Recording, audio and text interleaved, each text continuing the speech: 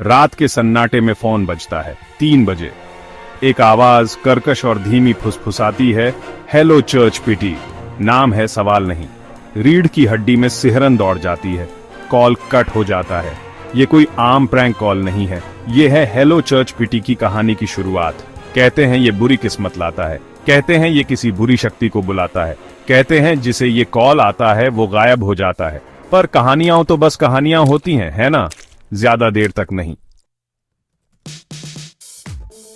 राघव एक जवान लड़का जिसे अज्ञात चीजों का भूत चढ़ा रहता था, इस कहानी पर हंसता था। उसे रहस्यमयी और अनसुलझी कहानियों में गहरी दिलचस्पी थी। उसे ये कहानी इंटरनेट के एक धूल भरे कोने में मिली, एक ऐसा कोना जहां बहुत कम लोग जाते थे, एक ऐसा फोरम जहां अजीबोगरीब और भूतिया कहानियों की फुसफुसाहट भरी होती थी। ये फोरम रहस्यों और डरावनी कहानियों का भंडार था। उत्सुकता में उसने हर पोस्ट, हर कमेंट हेलो चर्च पिटी के बारे में हर जानकारी PRH डाली। वो हर शब्द को ध्यान से पढ़ता और सोचता। जितना वो पराठता गया, ये कहानी उसके दिमाग में घर करती गई। उसकी जिज्ञासा और भी बढ़ती गई। शक का बीज भयानक उत्सुकता का बढ़ने लगा। उसे यकीन नहीं हो रहा था कि ये सब सच हो सकता है। क्या ये सच हो सकता है? क्या ये सिर्फ एक अफवाह है या इसमें कुछ सच्चाई भी है? क्या वाकई 3 बजे एक फोन कॉल किसी बुरी चीज को जगा सकता है? ये सवाल उसके मन में बार बार गूंजता रहा। वो इसका पता लगाने की ठान लेता है। राघव ने तय कर लिया कि वो इस रहस्य को सुलझाकर ही रहेगा। रात हुई और घड़ी चुड़ैल के समय के करीब आती गई। आधी रात का समय था, जब सब कुछ रहस्यमय और डरावना हो जाता है। घबराहट भरी बेचैनी राघव के अंदर घर कर गई। उसकी धड़कनें तेज हो रही थीं और हर छोटी आवाज उसे चौंका रही थी।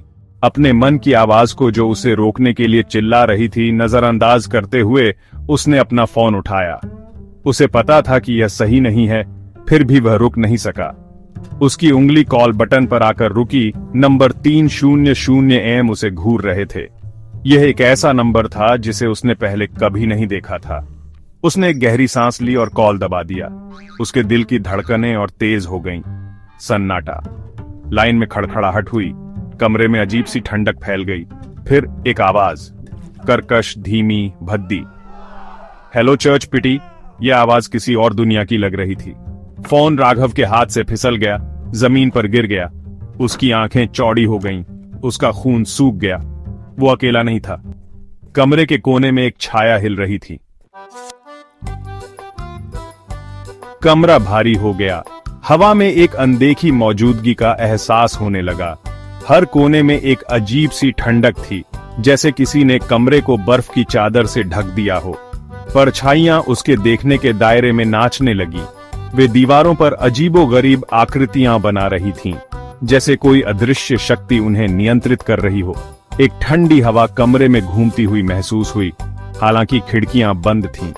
पर्दे बिना किसी हवा के हिल रहे थे, जैसे किसी अदृश्य हाथ ने उन्हें छू लिया हो। उसने फुसफुसाहट सुनी, इतनी धीमी कि समझ न आए। उसके आसपास करीब आती हुई ये आवाजें उसके कानों में गूंज रही थीं, जैसे कोई उसके बहुत पास खड़ा हो। दहशत, कच्ची और उसे निगलने वाली, ने राघव को जकड़ लिया। उसका दिल तेजी से धड़कने लगा और उसकी सांसें भारी हो गईं। उसने बोलने की कोशिश की, चीखने की, पर उसके होंठों से आवाज नहीं निकली। उसकी आवाज जैसे गले में ही अटक गई हो।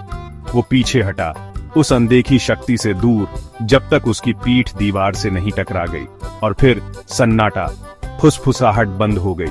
कमरे में एक अजीब सी शांति छा गई। परछाइयां पीछे हट गईं। राघव चला गया। कमरे में अब सिर्फ सन्नाटा और अंधेरा था। हेलो चर्च पिटी की कहानी जारी है। यह कहानी और भी रहस्यमयी और डरावनी होती जा रही है। 3 बजे आने वाले कॉल से सावधान रहे। ये कॉल आपको एक नई दहशत की दुनिया में ले जा सकती है।